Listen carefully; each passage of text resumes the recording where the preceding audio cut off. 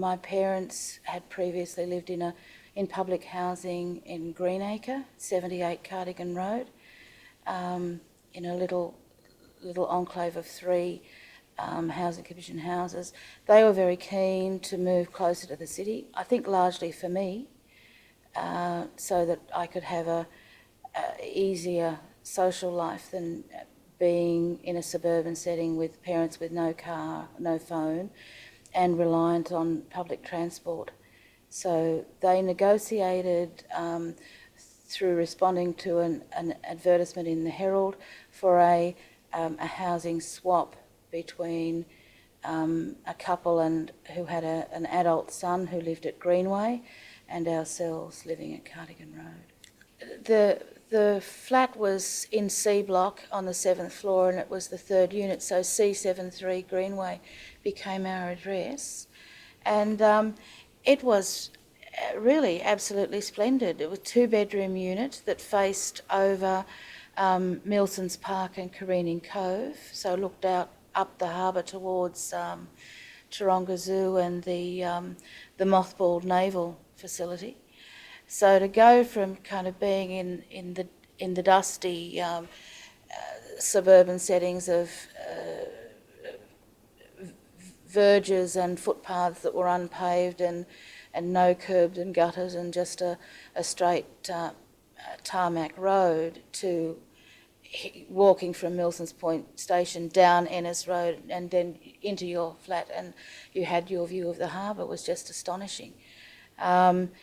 The layout, I suppose, is not dissimilar to a semi or a terrace, in that the flats had an internal hall that was adjacent to the public corridor, and all of the rooms ran off that hall and basically faced towards the harbour. So my parents had a good-sized double bedroom, which was big enough for my mother to keep a sewing machine and all of her garment requisites in addition to a double bed and a semi-built-in wardrobe.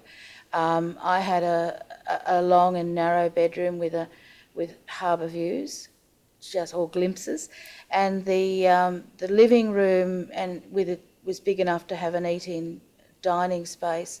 Had a huge window that, as I said, looked over Milson Park to the harbour.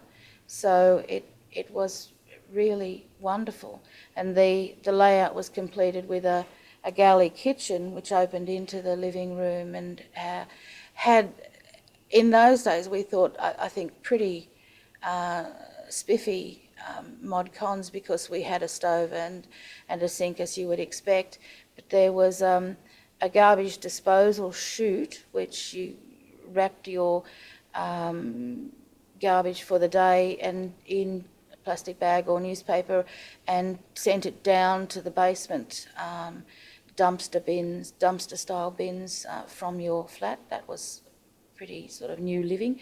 And we had serveries, they called them, that opened onto the corridor. They were like a little double-doored dumbwaiter type cupboard that the milker would come round and put the milk and cream and what have you in on the corridor side, and you would open the internal door to collect it and transfer it to your fridge. When I was about 15, and obviously a lot lither in form than I am today, a neighbour locked herself out of her flat, and I was dispatched to go in through the servery, wriggle in through, I guess they were about 16 inches by 16 inch doors. It was a square thing, to wriggle in and kick the inside door open with my feet and come round and let her in. So they were a curse, but they were also a boon if you were a bit absent-minded. It was a very safe and quite personal little community.